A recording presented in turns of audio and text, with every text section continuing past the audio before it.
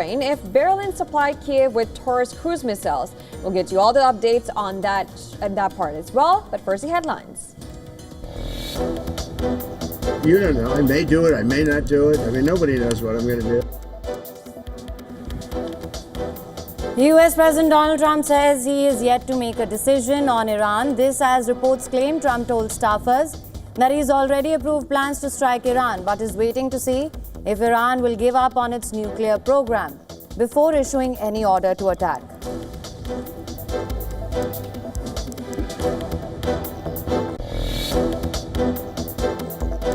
They want to come to the White House, so they can come to the White House. So we'll see. I may do that, but it's a shame it could have been done the easy way. U.S. President Donald Trump says he is open to a dialogue with Iran. Trump says a deal could still happen, and this after Iran said it would not accept peace under duress.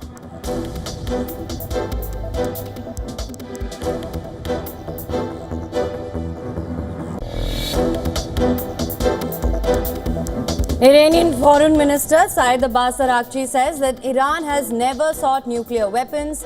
This after Trump claimed that Iran was close to getting nuclear weapons.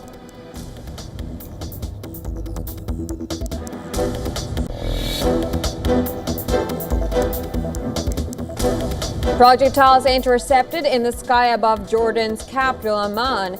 Israeli military claims it has downed at least 2 Iranian drones near the Jordan Valley.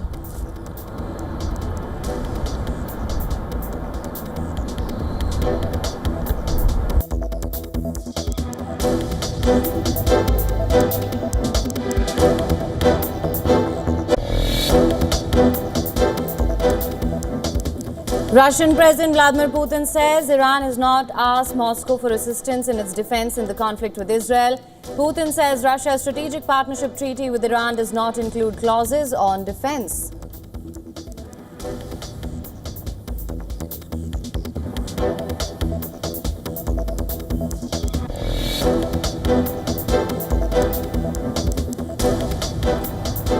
The foreign ministers of the UK, France, and Germany are planning to meet the Iranian Foreign Minister Abbas Araghchi, although a final confirmation from Tehran is still awaited.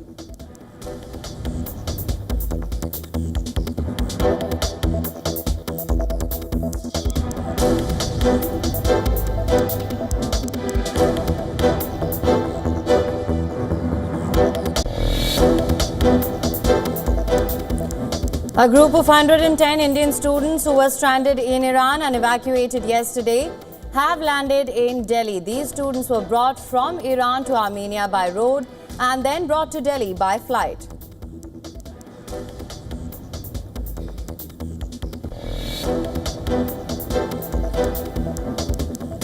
Explosions light up Gaza's skyline in the early hours of Thursday as Israel continues to target the territory.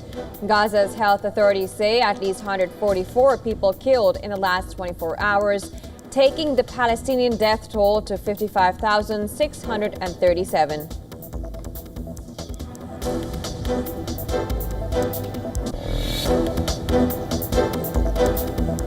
Markets brace for a possible sell-off in U.S. strikes Iran as oil prices remain volatile and defense stocks gain. Investors worry that rising tensions and Trump's tariffs could further strain the global economy.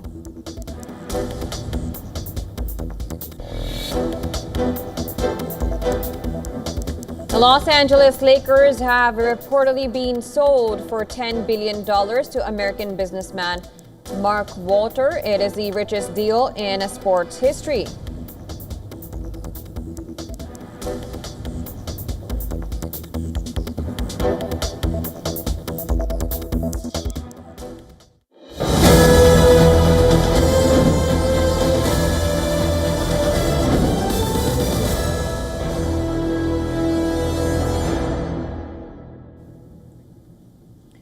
Where we begin the bulletin with some big news coming in. The Israeli military has issued evacuation warnings for Iranians in 2 villages.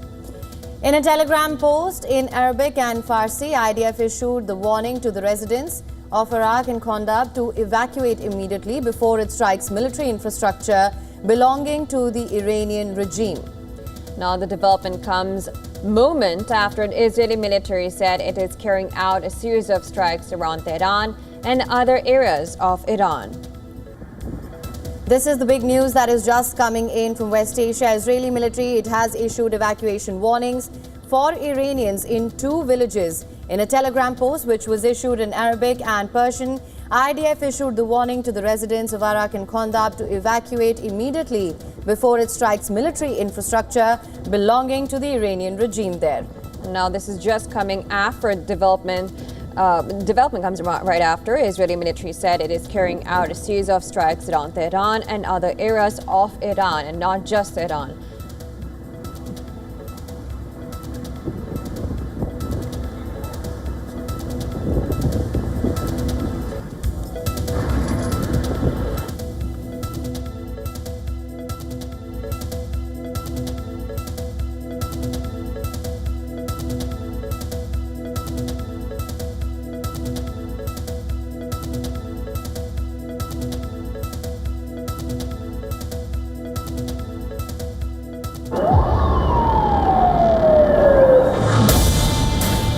Ayatollah Khamenei tweeted almost every day, death to Israel.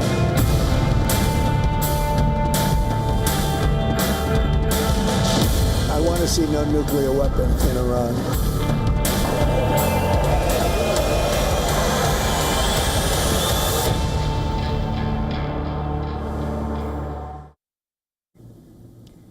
Now, US President Donald Trump claims that Iran reached out to the White House for talks. Now, for the first time, he said that he may go ahead with a dialogue, but once again did not confirm any decision. He added that there is a big difference between talking now versus 1 week ago. Got a ways to go. They should have made the deal. I had a great deal for them. They should have made that deal. 60 days we talked about it, and in the end they decided not to do it, and now they wish they did it.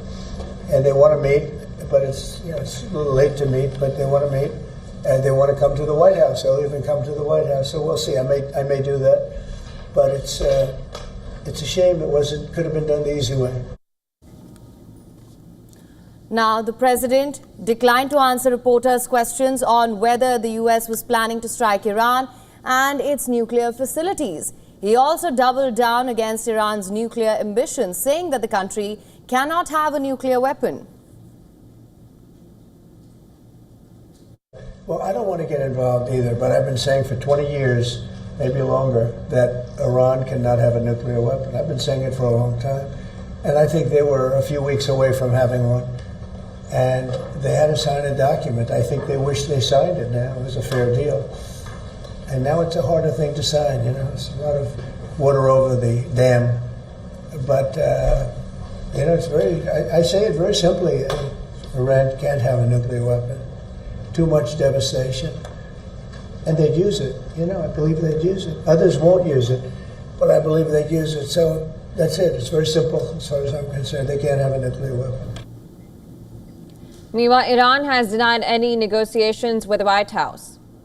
Iran's mission to the U.S. in New York said that no Iranian official has ever asked to grovel at the gates of the White House. It added that Iran does not negotiate under duress and shall not accept peace under duress.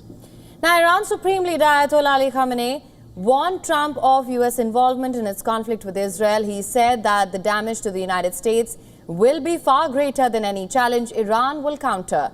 He also said that Iran will not surrender under threats.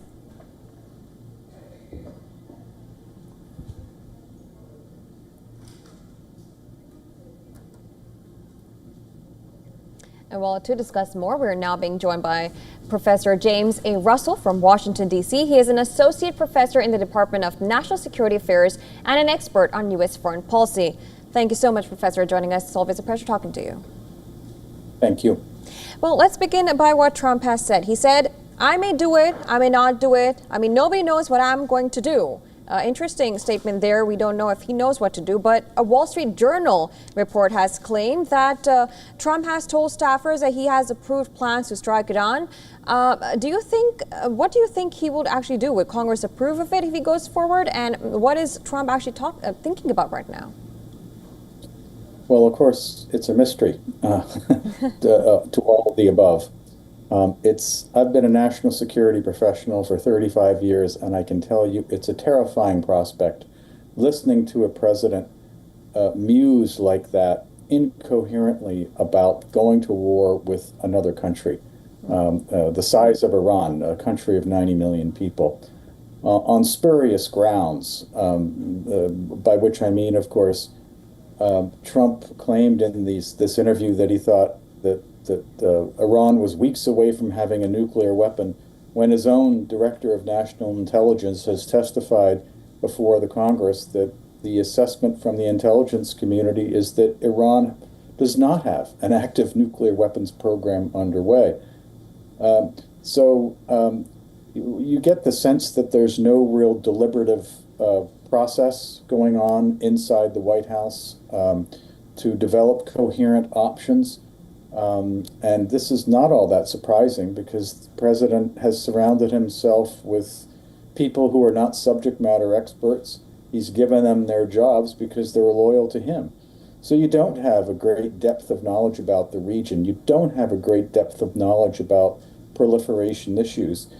And frankly, Trump is showing his inexperience in this kind of sort of confrontation that we have unfolding.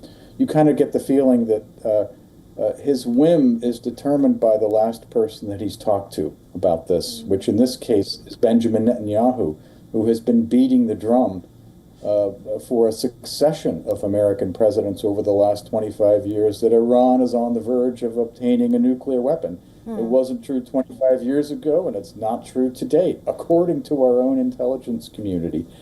So, it also kind of demonstrates the vacuum of strategic thinking in the United States writ large in the foreign policy community, who seem to sort of believe that a bomb of some sort is going to solve this complicated strategic and political problem. And that's not the case. You cannot bomb Iran's nuclear program out of existence. I don't care how big the bomb is. It's impossible. Yeah. Does the president have people around him that are giving him this advice? I wonder. I have to wonder about that. So we get to watch the president just sort of making things up as he goes along in these one-offs with the press corps, and it's frankly terrifying. Because believe you me, sorry, let me stop there. No, please continue, sir.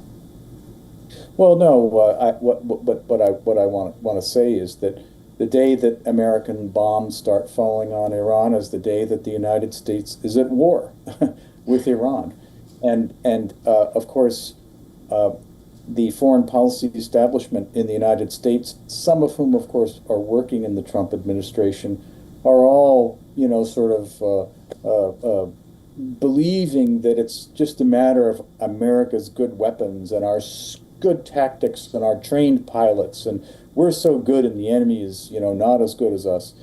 And we've just finished a quarter century of war in Afghanistan and Iraq, in which our military, the best trained, best equipped military in the world, left with its tail between its legs. $8 trillion later, hundreds of thousands of civilians killed. And what did the United States achieve? And we seem to have learned nothing from this experience.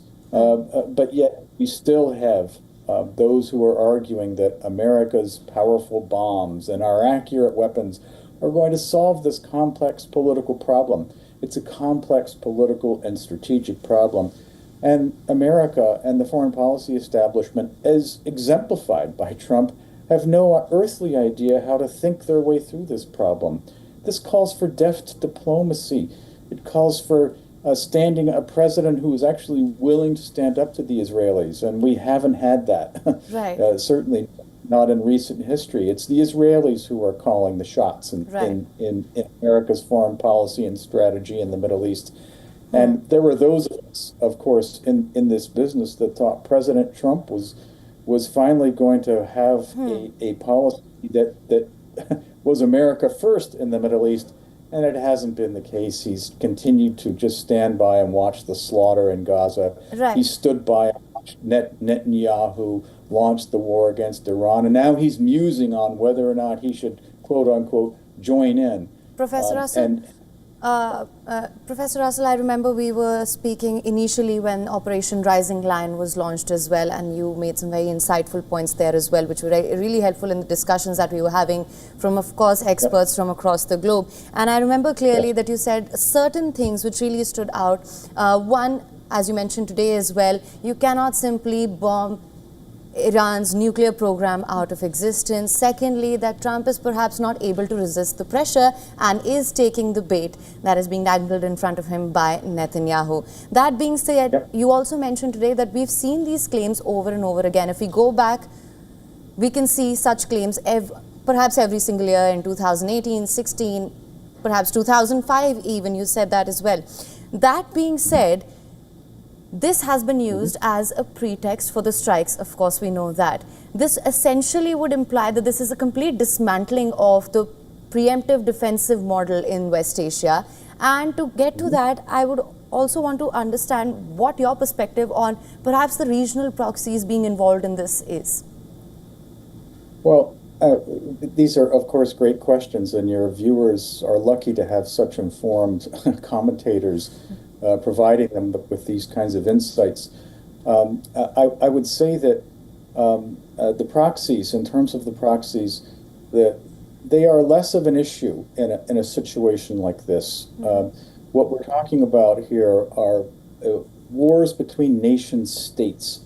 And in the Middle East, Persian Gulf, Arabian Gulf region, whatever you want to call it, Iran is one of the oldest countries in the region, one of the oldest countries in the world. They have a strong national identity, a strong sense of purpose. And I don't think the United States has the faintest idea of what it would be coming up against should it decide to go down this path of, again, joining in on these strikes. Now, we can expect, of course, that one of the things that the Iranians have shown themselves to be very adept at over the last 15 to 20 odd years is mobilizing proxies when the fighting starts. So if we were to enter a wider war, the United States could expect involvement with all kinds of different groups, paramilitary groups, which the Iranians, of course, have energized. But at its core, this would be a contest between nation states. And we cannot underestimate the gravity of a war like this, which would suck in the region. I know the Gulf state Arabs are anxious that the Iran nuclear program would go away, but they want it done peacefully. They do not want to see a war. And I hope that they are bending the president's ear to try to convince him of this. I just wish I thought that we had a sort of, again, deliberative policy process in place to provide the president with the kinds of options that he needs to get diplomacy back started. Because there's no military solution to the problems of Iran's nuclear program. There is no military solution. There's two forks in the road here facing the United States, one of which involves a long and debilitating war with a country of 90 million people, a war that we cannot win short of using nuclear weapons. And does anybody think that we would use nuclear weapons? I mean, it's impossible to contemplate. Exactly. And yet the second choice is the obvious one. It's to engage in diplomacy, get Iran back into the framework of the Nuclear Non-Proliferation Treaty, and go from there. The problem with all of this, of course, is that Israel does not want a political settlement to this issue. They are determined to pursue military options, as they have everywhere else in the region. Israel sees its military power as the solution to all its political and strategic problems. And it has, regrettably, I think, gotten the United States, particularly in the neoconservative elements of American foreign policy, signed on to this idea. Right, and I'm really sorry to interrupt you, but that's also interesting because we don't know if Israel can actually go on and try to, sustain all of this, knowing that it is already in a war in Gaza. People are still dying in Gaza, and he wants to open another front. On that part, you've talked about diplomacy. A lot of European leaders are trying to get into this and saying that, okay, you know what, let us suggest a deal. We want to work this out. Russia, on its part, is also saying, and it's very interesting. He just made a statement saying that when he was asked if Iran has asked for support, he said, we have 200 Russian workers. They're currently employed at the Bushehr nuclear power plant in southern Iran, and we are not leaving. Is that not support? Now, Putin has said that there is a solution to this, a diplomatic solution where Iran gets a nuclear enrichment, uranium enrichment, and then we also have global peace. Do you think leaders like Putin can actually bring about mediation? If not, then what kind of diplomacy would actually work this whole conflict out? Well, the first part of the political problem has been created, of course, by the Israeli attacks. And as the Iranian supreme leader said, his country is not going to be negotiating as the bombs are falling around it. The first thing what leader would do this? I mean, you see Vladimir Zelensky doing the same thing in Ukraine. He says, I'm not going to sit down and negotiate with my enemies as they're blowing up my cities and killing my citizens in their apartments, and so on and so forth, all over the country. It's not a circumstance where any political leader would feel comfortable engaging in diplomacy.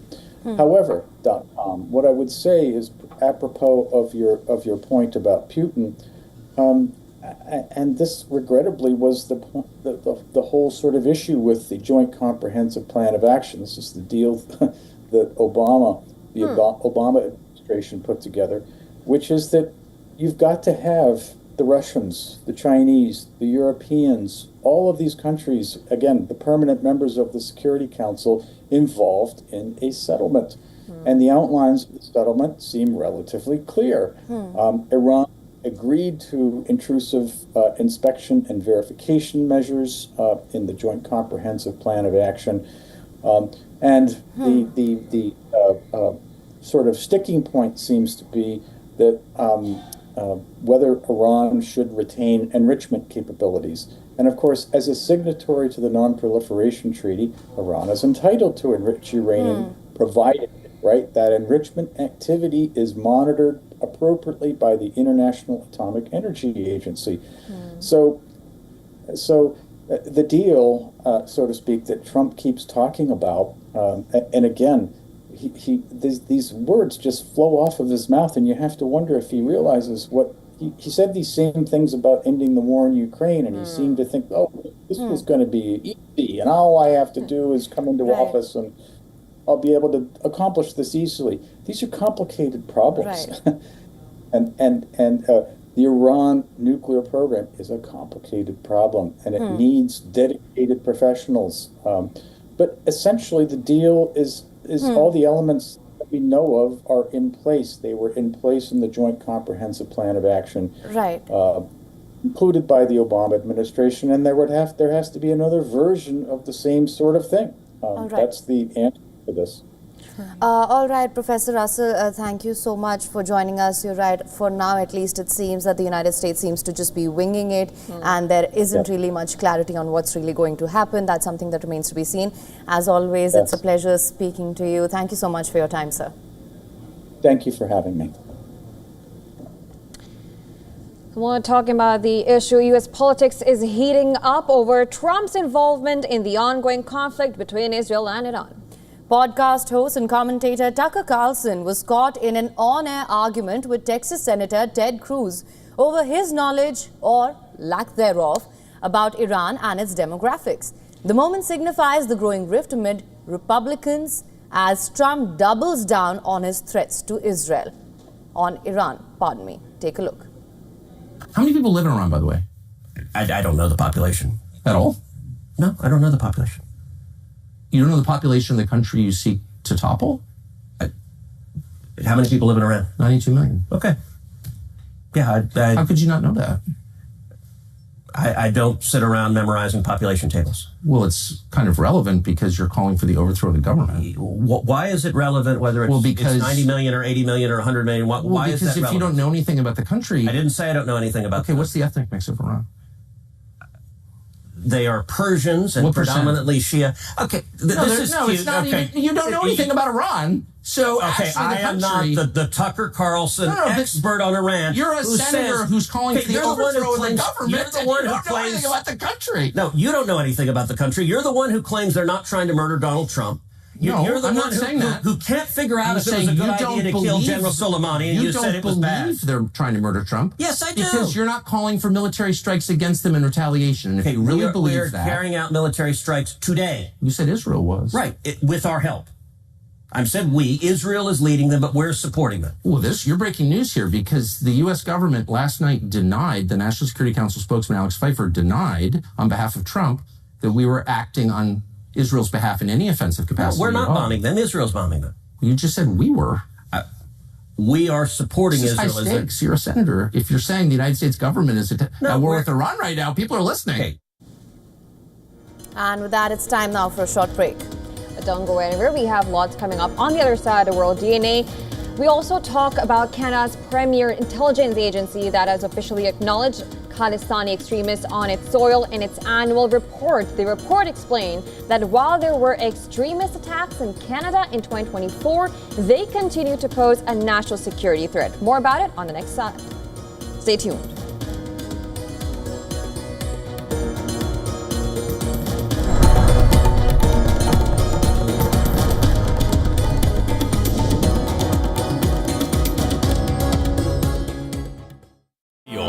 India's Global Voice, the channel that brings you the biggest stories from across the world through India's lens.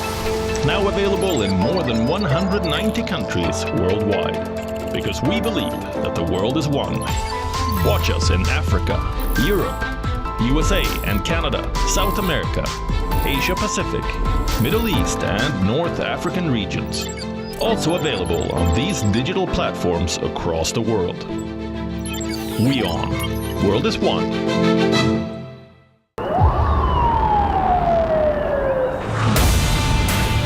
Ayatollah Khamenei tweeted almost every day, death to Israel.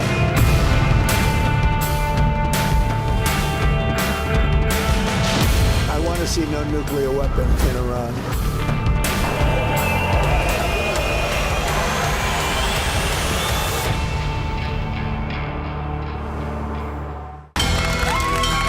From the bustling trading floors of Wall Street to the vibrant exchanges of Asian stock markets, WION breaks it down for you to make sense of what's happening. As we reveal the key factors behind events, strategic battles, and the game-changing business decisions that shape the world. We bring you all of this and more on World Business Watch.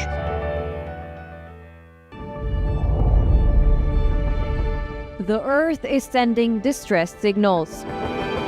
Wildfires, droughts, and melting glaciers. Can we reverse the damage? Explore the harrowing effects of climate change. It's a wake-up call. Global emergency. Climate Tracker on WION World is One.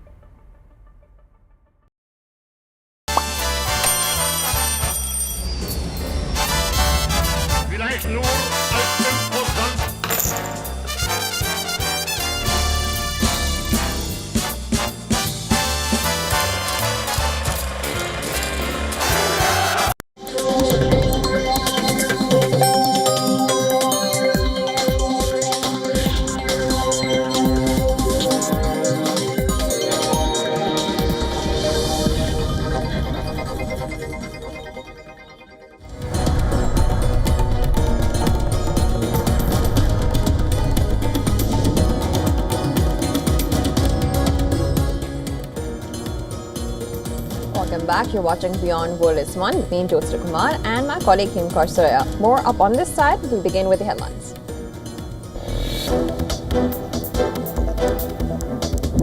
Iran claims its Revolutionary Guards Corps used the long-range two-stage Sejal missiles for the first time in its attacks against Israel.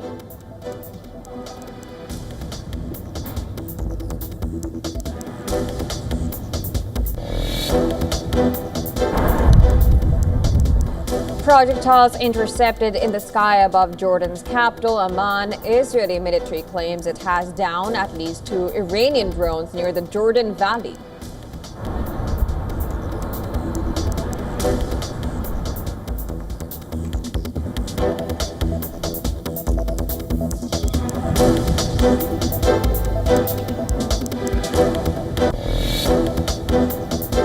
You don't know. I may do it. I may not do it. I mean, nobody knows what I'm going to do. US President Donald Trump says he is yet to make decisions on Iran. This, as a report claims, Trump told staffers that he has already approved plans to strike Iran, but is waiting to see if Iran will give up on its nuclear program before issuing any order to attack.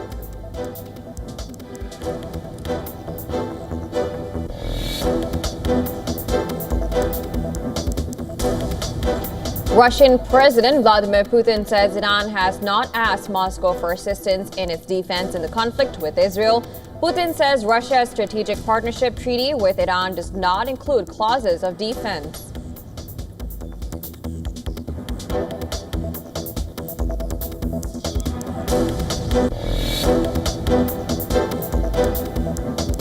The foreign ministers of the UK, France and Germany are planning to meet the Iranian Foreign Minister Abbas Araghchi, although final confirmation from Tehran is still awaited.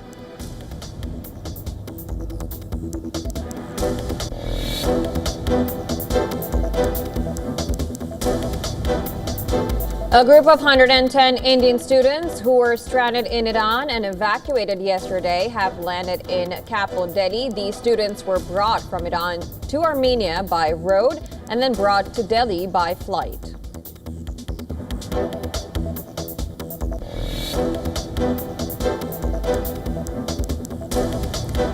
A report by Canada's intelligence agency for the first time says Kalistani extremists continue to use Canada as a base for planning of violence, primarily in India.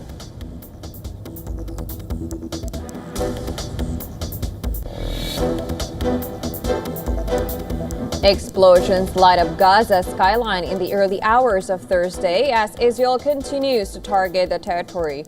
Gaza health authorities say at least 144 people killed in last 24 hours, taking the Palestinian death toll to 55,637.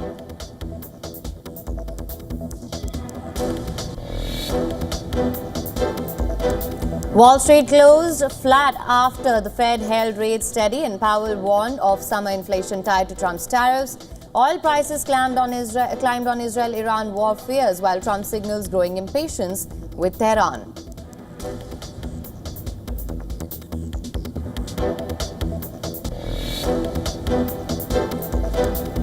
Los Angeles Lakers have reportedly been sold for $10 billion to American businessman Mark Walter. It is the richest deal in sports history.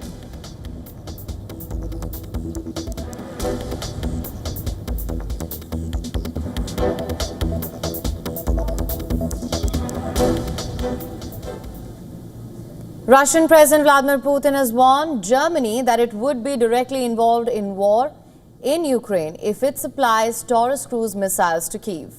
He said the missiles, if supplied, would not stop Russian forces advancing along the whole front line in Ukraine. Listen in. It is impossible to use Taurus missiles without German officers. Only German officers can operate Taurus. What does it mean? It means that Bundeswehr officers will strike on Russian territory with German weapon. And what is this if not involving the Federal Republic into direct military conflict with the Russian Federation? Now, Putin also said that he was ready to talk with German Chancellor Friedrich Merz, but he doubted that Germany could be an intermediary in talks with Ukraine. The Russian president added that any settlement to end the Ukraine conflict will need to prevent fighting from resuming in the long term. Putin said that he is ready to meet with Volodymyr Zelensky in a final phase of negotiations before questioning his Ukrainian counterpart's legitimacy once more. I am even ready to meet with him, but only if it is some kind of final phase, so as not to endlessly sit and divide something, but to put a point to it. However, the signature must belong to legitimate authorities. Now, Putin said that NATO's push to ramp up defense spending was not a threat to Russia days before the alliance was set to sign off on a plan to boost its military capacity across Europe. We do not consider any rearmament by NATO to be a threat to the Russian Federation because we are self-sufficient in terms of ensuring our own security, and we are constantly improving our armed forces and our defensive capabilities.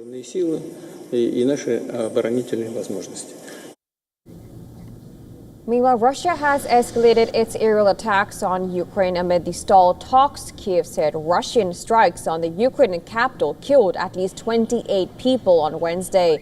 But despite widespread evidence of massive civilian deaths amid the campaign and the destruction of apartments, schools, hospitals, and other sites, Putin on Thursday claimed that his forces did not target civilian areas.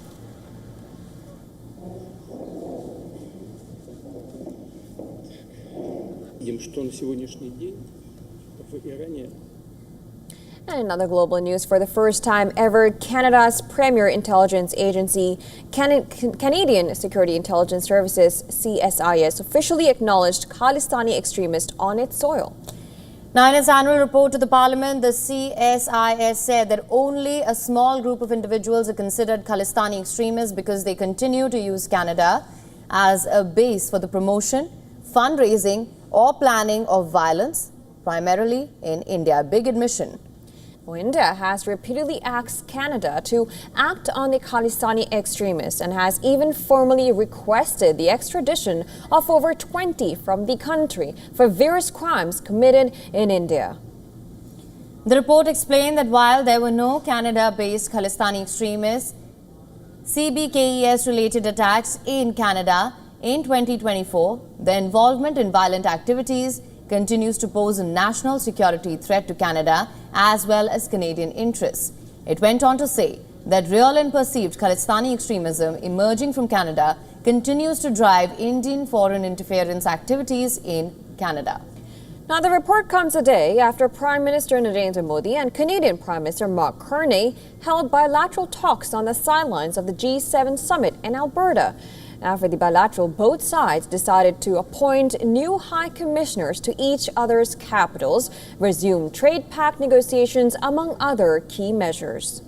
Now, the meeting between the two leaders comes after ties between India and Canada were severed over the killing of pro-Khalistani leader Hardeep Singh Nijjar, who was an India-designated terrorist in Canada.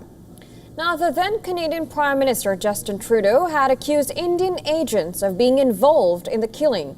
And after the incident, both the countries expelled their diplomats and significantly cut down on engagement.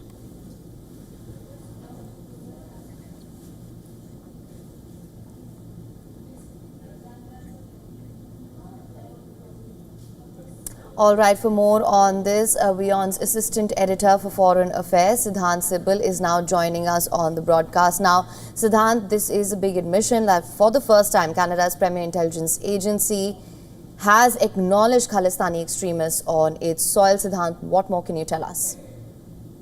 Well, a significant comment, I would say, the intel agency report pointing out as to how the Khalistani extremists used Canada as a base for violence in India.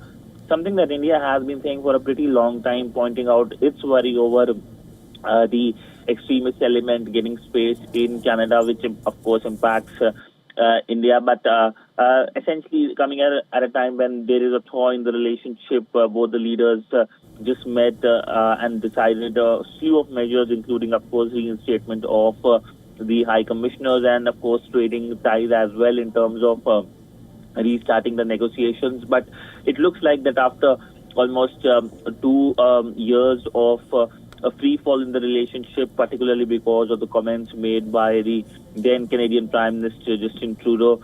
Both sides are now working to put the relationship back on track. And I remember that Justin Trudeau had claimed that India was responsible and alleged, in fact, that India was responsible for the killing of Hardeep Singh Nijjar, who was an India listed terrorist and a Canadian national. And no proof was, of course, given by the Canadian side. But now it really looks like that both sides have understood that it's better to mend and patch things up, and that is something we have seen. And with this report, which has come, it's for the first time in many ways that there is an acknowledgement over extremism related to Khalistanis, not only as a threat to the Canadian national security, but also leading to violence in India. Absolutely, Siddhant. And of course, as you mentioned, this is a big development. Have we got any kind of Indian response to this report as of now, if you have any updates on that part? Well, of course, the Indian Prime Minister right now currently was on travel. I believe he'll be reaching India very soon. And essentially, the MEA, of course, hadn't reacted much, but in many ways it is an acknowledgement of what MEA has been saying for a pretty long time. Over last few years, India has pointed out as to how the safe havens have come up in Canada, and how essentially the fact that these are major concerns for societies of both the countries. So clearly, when it comes to response, that needs to be awaited. But this is something that India will naturally welcome, because this is something that India has been saying. All right. Well, Siddhant, thank you so much for getting us the latest on this. We'll continue to track this. Thank you so much for now.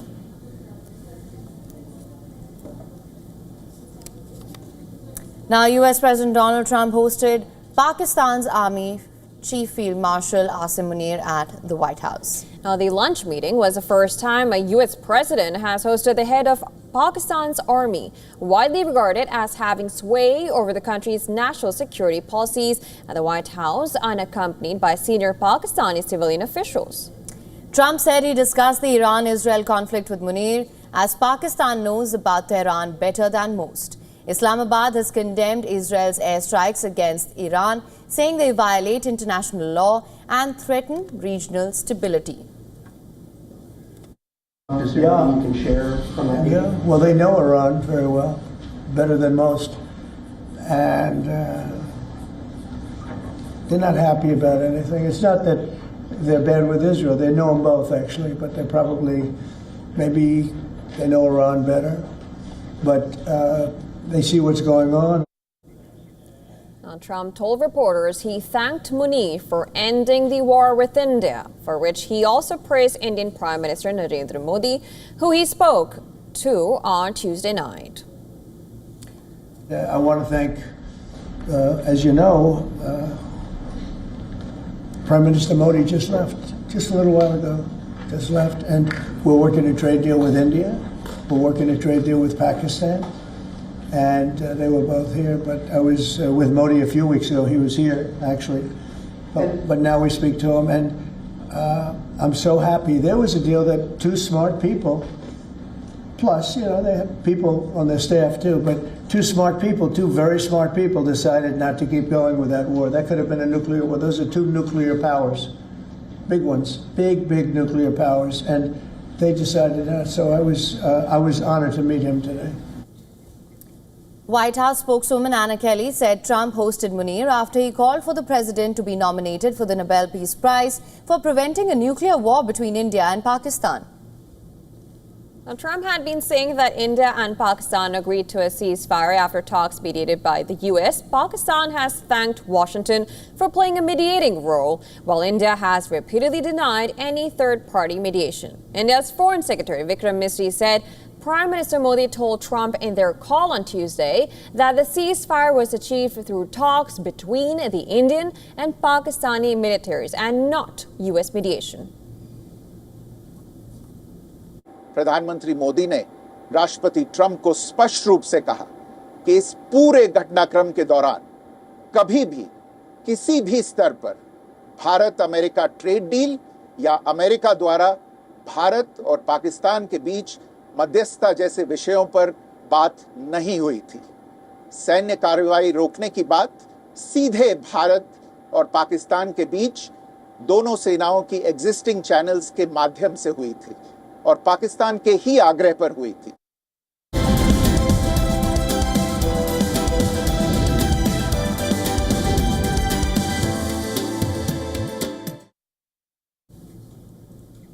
And oil prices are extremely volatile as tensions rise between Israel and Iran. After surging to a 5-month high on oil, prices slipped on Thursday as investors remained cautious. Brent crude fell 0.48% to $76.33 a barrel. Now, the July WTI contract expires on Friday, with the more active August contract trading lower at $73.29. Traders remain on edge, watching for signals of a possible U.S. intervention in the ongoing Israel-Iran conflict. The oil market is currently pricing in a significant risk premium. Analysts say prices could swing by $5 depending on whether the U.S. launches military strikes or diplomatic talks prevail. President Trump's recent remarks on Iran are keeping markets in suspense. Direct U.S. involvement would raise the risk to critical energy infrastructure, especially around the Strait of Hormuz, which is a choke point through which nearly 19 million barrels of oil a day and petroleum products move. Iran, the third largest OPEC producer, pumps around 3.3 million barrels a day, making any escalation a supply risk. Now, adding to the uncertainty, the U.S. Federal Reserve kept interest rates steady but signaled 2 potential rate cuts by year-end. Chair Jerome Powell emphasized that the future moves remain data-dependent, with inflation pressures still looming. Now, some of that inflation could come from Trump's proposed import tariffs, which could raise consumer prices further. While lower rates typically boost economic activity and oil demand, they may also aggravate price pressures, posing a balancing act for both energy and financial markets in the months ahead.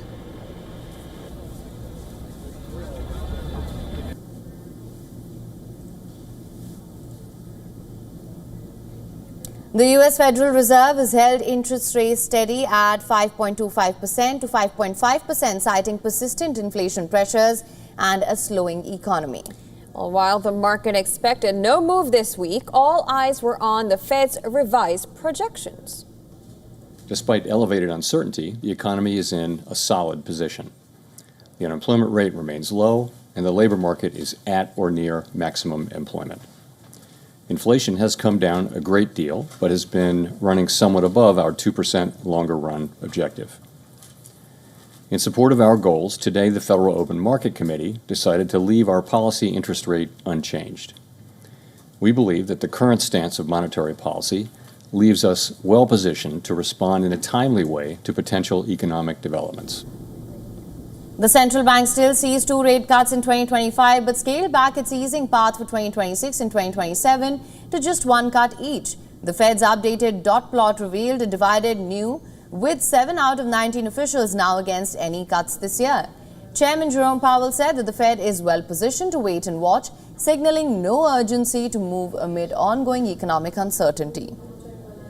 We will continue to determine the appropriate stance of monetary policy based on the incoming data, the evolving outlook, and the balance of risks.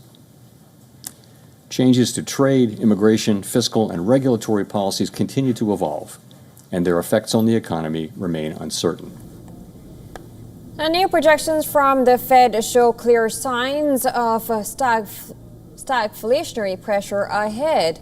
GDP growth for 2025 has been revised down to 1.4%, while inflation expectations have climbed. The Fed acknowledged that uncertainty around the economic outlook has eased slightly, but remains elevated. It also emphasized vigilance on both inflation and employment, its dual mandate.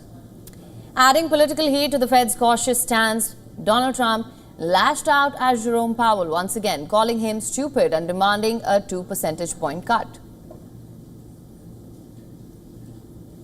Trump pointed to high government debt costs, with interest payments on the $36 trillion national debt set to exceed $1.2 trillion this year. Geopolitical risks, including the Israel-Iran conflict and lingering tariff effects, further complicate the Fed's path ahead.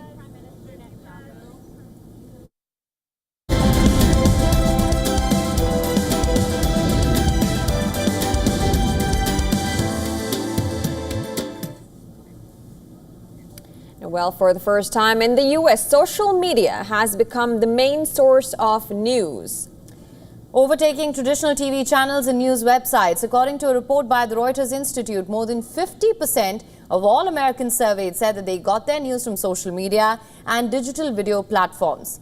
This shift is driven largely by the younger generation. The 2025 Digital News Report reveals that Americans' growing preference for social media and digital video platforms as sources for news has a lot to do with the rise of news influencers. Podcasters Joe Rogan, who interviewed U.S. President Trump before last November's U.S. election, was found to be highly influential, especially among young men. At least 22% of those surveyed in the U.S. said they came across news or commentary from Rogan in the week after Trump's second inauguration.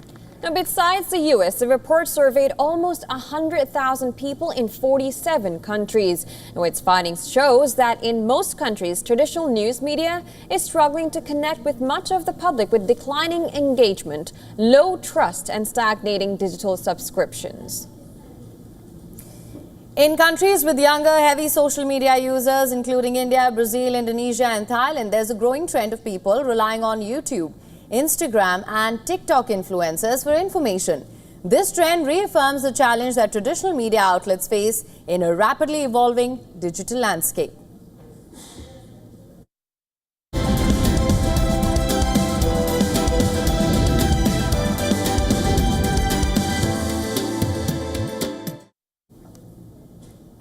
Chelsea's Mikhailo Mudryk is facing a 4-year ban after the forward was charged with doping offences. The Ukrainian was provisionally suspended last year following a positive test for the performance-enhancing substance meldonium. The charge comes 6 months after Mudryk was provisionally suspended in December 2024. Mudryk confirmed that at the time a routine anti-doping test had produced an adverse finding from a urine sample. The 24-year-old insisted that the test results came as a complete shock, stating that he'd never knowingly used a banned substance. He has hired a high-profile legal team, the same team that helped Paul Pogba reduce a similar ban. That precedent may offer hope, but the legal battle ahead remains an uphill battle. Mudryk joined Chelsea in January 2023 for an initial fee of $84 million. Now, he has not featured for the club since scoring in a UEFA Conference League group stage win over Heidenheim in November.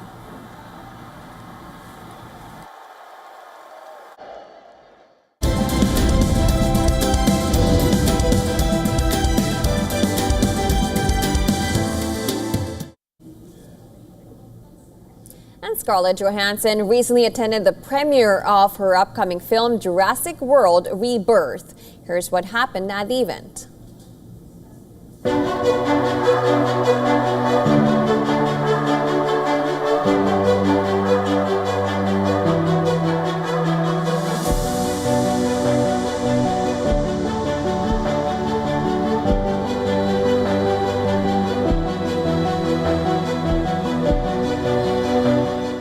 The difference is that in a lot of other films that I've done that are, action films, you learn a lot of fight choreography and you spend a lot of time rehearsing the fight choreography. In this film, we spend a lot of time running away from dinosaurs.